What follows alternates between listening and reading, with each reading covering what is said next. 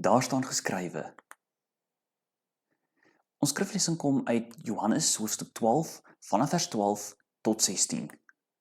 Die volgende dag het die groot menigte mense wat aan die fees toe gekom het, gehoor dat Jesus na Jerusalem toe kom. Hulle het palmtakke gevat en hom tegemoet gegaan en uitgeroep: Prys hom, loof hom wat in die naam van die Here kom, en die koning van Israel. Jesus het toe op 'n jong donkie geklim wat hy daar gekry het, soos daar geskrywe staan: Moenie bang wees nie, Sion, kyk, jou koning kom en hy ry op 'n donkie. Jesus se disippels het eers hierdie dinge nie verstaan nie, maar nadat hy verheerlik is, het hulle daaraan gedink dat dit wat daar geskrywe staan op hom betrekking gehad het en dat dit met hom gebeur het. Ons lees vanoggend net tot sover. Nou, ons vier vandag Palm Sondag. Nou, wanneer ek aan Palm Sondag dink, dan is daar 'n paar prentjies wat onmiddellik in my kop opkom. En hierdie prentjies kan ons as volg verklaar. Hierdie 4 prentjies help ons om die storie van Palm Sondag bymekaar te voeg. Ons begin by 'n fees in Jerusalem. So mense is op pad na die fees in Jerusalem, want dan is ontmoet ons die skare daar by Jerusalem. En hulle hoor, maar Jesus is ook op pad na hierdie fees. So hulle maak gereed. Hulle gryp palmtakke. Hulle plaas hulle klere op die grond. En hulle roep hierdie woorde uit: Loof hom, prys hom wat in die naam van die Here kom. En dan arriveer Jesus nie op 'n oorlogsperd nie, maar nederig op 'n donkie in Jerusalem. Maar wanneer ons vanoggend saam met mekaar weer deur die verhaal van die intog van Jerusalem lees, dan kan ons dit vanoggend vanuit 'n ander hoek beskou. En dit is die woorde wat ons in die Johannes Evangelie vind: Daar staan geskrywe. In die Grieks is die woord grafo, wat vertaal kan word met skryf, en hou hierdie woord so lank in gedagte. Want dan is daar 3 aspekte, 3 sleutelwoorde wat ons help om die betekenis van hierdie woord vanoggend in ons teksgedeelte raak te sien. Die eerste iets is dat daar geskrywe staan. Kom ons lees. In vers 14. Jesus het toe op 'n jong donkie geklim wat hy daar gekry het, soos dat daar geskrywe staan: Moenie bang wees nie, Sion. Kyk, jou koning kom en hy ry op 'n donkie. So, wanneer ons onthou dat daar geskrywe staan, dan praat ons van 'n verwagting. Wat is die verwagting? In die Ou Testament hoor ons die verwagting ego. God sal iemand stuur soos 'n verlosser. Nadat die ryk geskeur het, die ballingskap plaasgevind het en sommige ballinge éventueel kon terugkeer. Hoor ons deurlopend deur die Ou Testament hierdie verwagting, hierdie versigtiging dat God iemand sal stuur, 'n verlosser. Sommige het hierdie verlosser voorgestel as 'n profetiese Messias, iemand wat soos 'n profeet tussen die volk en God sal kom staan en die geregtigheid van God sal onderrig. Ander het gesê, maar dit sal wees in hulle verwagting, die prentjie wat hulle gemaak het, dit sal wees 'n priesterlike Messias, iemand wat soos 'n hoëpriester tussen God en die volk kom staan om hulle weer met God te kan versoen. Ander het gesê, nee, ons maak 'n apokaliptiese prentjie, soos in die taal van Daniël, iemand wat kom soos die seun van die mens. En ander het gesê, maar nee, dit gaan iemand wees wat soos 'n koning op die troon van Dawid sal regeer. Hoe dit ook al sy, daar was hierdie verwagting wat geheers het. En daarom onthou mense dat daar geskrywe staan: God sal 'n verlosser stuur. Maar dan onthou ons ook wat daar geskrywe staan. Jesus se disippels het hierdie dinge eers nie verstaan nie, Maar nadat hy verheerlik is, het hulle daarin gedink dat wat daar geskrywe staan op hom betrekking gehad het en dat dit met hom gebeur het. Nou praat ons nie meer net van 'n verwagting, 'n versigtiging dat God iemand sal stuur nie. Hierdie iemand het gekom. Sy naam is Jesus. Hy het op aarde geleef. Hy het volgelinge gehad, soos 'n Joodse leermeester, 'n rabbi, sekere volgelinge het, wat kyk wat hy doen, sien wat hy leer, loop waar hy loop. En hierdie groepie volgelinge van hierdie rabbi, Jesus se disippels, het hom gevolg. So ons sal dink, hulle sal onmiddellik die eerste wees wat verstaan wat hier besig is om te ontvou.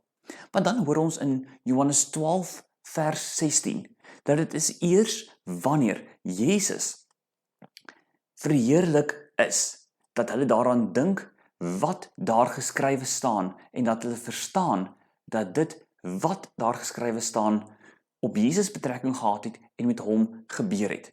Nou wanneer ons dink in die Johannese logika van die Johannes Evangelie, dan weet ons die tyd wanneer Jesus verheerlik sou word, is eers met die kruis en met die opstanding.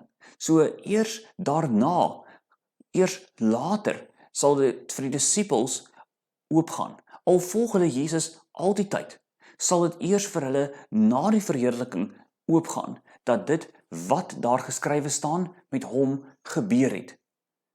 En omdat hulle dit geglo het, kon dit wat daar geskrywe staan vir hulle realiseer dat Jesus is verheerlik. Hy is wie hy gesê het hy is. Hy is die een wat hierdie verlossing kom bewerk het.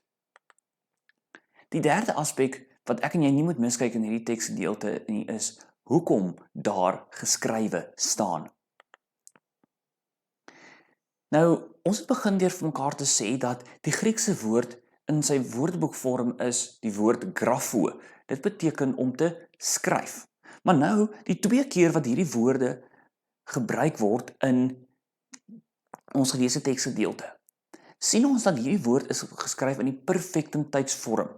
Nou, die perfektimiteitsvorm beskryf iets wat afgehandel is in die verlede, soos 'n verlede tydsvorm, maar dit sê die effek daarvan duur voort.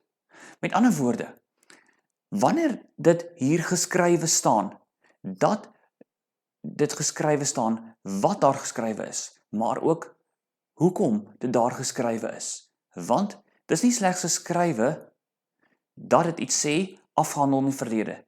Dis nie slegs iets wat daar geskrywe is wat die disippels verstaan het afgehandel in die verlede nie. Maar is iets wat geskryf is vir hoekom? Want die effek daarvan duur voort. Die uitkoms hiervan, die uitkoms van Jesus se verheerliking, sal wees dat die verlossing wat hy bewerk, sal voortduur. En dit is die rede hoekom dit daar geskrywe staan, want dit wat bewerk word, verlossing, dit sal voortduur. Jesus maak nie net eenmalig die deur oop nie, maar die deur na God toe bly oop. Mense kan deur Jesus in 'n verhouding met God staan, met hom versoen word. Vanoggend op Palm Sondag sien ons dat die woorde daar staan geskrywe. Kom maak vir ons hierdie 3 vensters oop om vars na hierdie verhaal te kan kyk. Wanneer ons hierdie prentjies in gedagte hou, wat Palm Sondag vir ons gewoonlik beskryf, dan sê ons vanoggend vir mekaar, maar daar staan geskrywe. Kom maak vir ons 3 vensters oop. Dat daar geskrywe staan, wat daar geskrywe staan, maar ook hoekom daar geskrywe staan. Maar vanoggend wil ek na jou toe draai en vir jou kom vra, maar weet jy dat daar geskrywe staan in die Bybel? Die meeste mense wat ek op my lewenspad al ontmoet het of in gesprek mee getree het, weet dat daar iets in die Bybel staan. Maar die skokkende ontdekking wat ek gemaak het, is dat baie egter nie geroer word deur die inhoud van die Bybel nie. Hulle weet egter dat daar iets staan, maar dit beteken nie dat dit enige appel op hulle lewe nie. Hulle het oukei geword, gemaklik geword daarmee om te weet dat daar iets in die Bybel staan, dat ek 'n Bybel kan hê, maar sonder dat die woorde daar geskrywe noodwendig hulle lewe verander. Die tweede vraag wat ek vanoggend aan jou wil vra is, verstaan ek wat daar geskrywe staan in die Bybel? Want jy sien, ek en jy kan weet dat daar iets geskrywe staan, maar vir my of vir jou om verander te word deur die Bybel, deur die boodskap van die Bybel, moet ons verstaan wat daar geskrywe staan in die Bybel. En wanneer ons verstaan wat daar geskrywe staan in die Bybel, ontdek ons wie is Jesus. Ons ontdek dat Jesus is wie hy sê hy is. In die taal van Johannes, dat hy is die gestuurde seun van God. Hy is die een wat gekom het om die verlossing te kom bewerk, sodat mense kan deel kry aan die lewe met God, wat hy hulle innooi in Christus, wat hy vir hulle wil gee in Christus. Verstaan jy wat daar in die Bybel geskryf is? Verstaan jy die uitnodiging om te kan deel kry aan 'n lewe met God? Die derde vraag wat ek vanoggend aan jou wil vra, is verstaan jy, anders gesê, lewe jy hoekom dit geskrywe staan in die Bybel? Is jou lewe verander deur Jesus? Het jy hierdie verlossingsboodskap al deelagtig geword? Dat jy jou lewe verander is deur dit wat geskrywe staan in die Bybel? Lewe jy hoekom dit daar geskrywe staan? Lewe jy nou ter wille van Christus? Lewe jy 'n lewe waarin jy kan sê, maar vir my is die lewe Christus, want ek lewe hoekom dit hier staan? Omdat hierdie woorde vir my lewe gebring het. Ek lewe omdat hierdie woorde die rede is dat ek in 'n verhouding met God kan staan. Wanneer ek en jy vanoggend hoor, daar staan geskrywe, dan kon ons weer na die verhaal kyk. Die skare wat uitgeroep het, loof hom, sal binnekort 'n week later kruisig hom uitroep. Want hulle het net geweet dat daar geskrywe staan. Hulle het onthou dat daar geskrywe staan. Maar dit het nie appel op hulle lewe gehad nie. En daarom kon hulle in die oomblik meegevoer deur die res van die skare 'n palmtak gryp en sê loof hom, want dit het onthou dat daar geskrywe staan. Maar dit het nie persoonlike appel op hulle gehad nie. En toe het hulle iets vra om hierdie Jesus te volg, toe draai hulle om en roep eerder uit kruisig hom, want hulle het slegs geweet dat daar geskrywe staan. Die disippels van Jesus, dit is nou daardie groepie mense wat Jesus gevolg het vir 3 jaar lank op aarde. Daardie groepie mense wat geloop het waar Jesus geloop het, gehoor het wat hy sê, gesien het wat hy doen. Ons sal dink, maar hulle sal die eerste wees om te verstaan wat daar geskrywe staan. Maar die disippels volg Jesus, want hulle het hom ook na die kruis en die opstanding ontmoet. En hulle volg hom steeds, want hulle het verstaan, nadat hy verheerlik is, wat daar geskrywe staan. Hulle het verstaan dat hy is toe waarlik wie hy gesê het hy is. Hy is die een wat die verlossing kom bewerk het, waarvoor God hom gestuur het. En daarom volg Jesus sy disippels hom. Hulle word die mense wat ons in Handelinge ontmoet, wat die boodskap van die evangelie gaan verkondig, omdat hulle verstaan het wat daar geskrywe staan en Jesus persoonlik kon ken.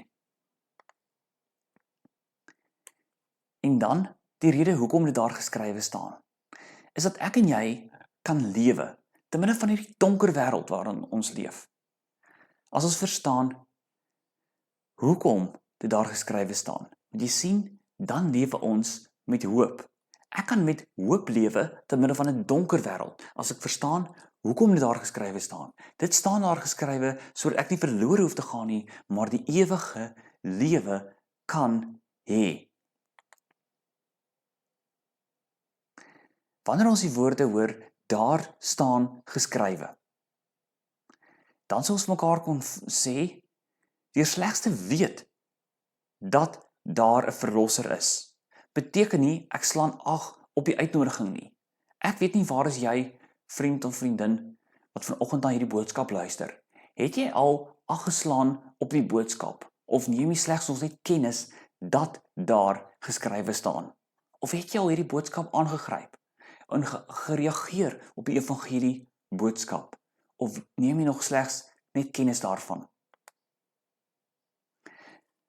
Deur te verstaan wat daar geskrywe staan, beteken dat jy ontdek wie Jesus is en wat beteken die verlossing. Maar deur te glo hoekom dit daar geskrywe staan, beteken jy kry deel aan die lewe van 'n volgeling van Jesus, een wat groter, ryker, verder, dieper as enige een is enige iets is wat jy jouself sou kon voorstel, wanneer jy glo en dit leef hoekom dit daar geskrywe staan. Wanneer ek en jy vanoggend op Palm Sondag byeen is, dan sê ons, daar mag 4 prentjies wees wat vir ons die storie van Palm Sondag kom vertel. Die eerste een is die van Jerusalem, 'n fees wat daar plaasvind. Die tweede een is skare wat daar by hierdie fees gereed is, maar besef, Jesus is op pad. Die derde, 'n prentjie van mense wat 'n palmtak gryp en om deel te kan neem in hierdie skare. Die vierde prentjie, Jesus wat arriveer teen alle verwagtinge, nie op 'n oorlogsperd nie, maar op 'n donkie. Maar wat hierdie verhaal vir jou en my kan kom oopsluit, is wanneer ons nie slegs weet dat daar geskrywe staan nie, maar wanneer ons glo wat daar geskrywe staan, en wanneer ons lewe hoekom dit daar geskrywe staan. Mag ek en jy hierdie jaar Paasfees vier, nie slegs met die wete dat daar geskrywe staan nie, maar met die geloof oor wat daar geskrywe staan, en die sekerheid hoekom dit daar geskrywe staan in ons harte. Aan God alle eer. Amen.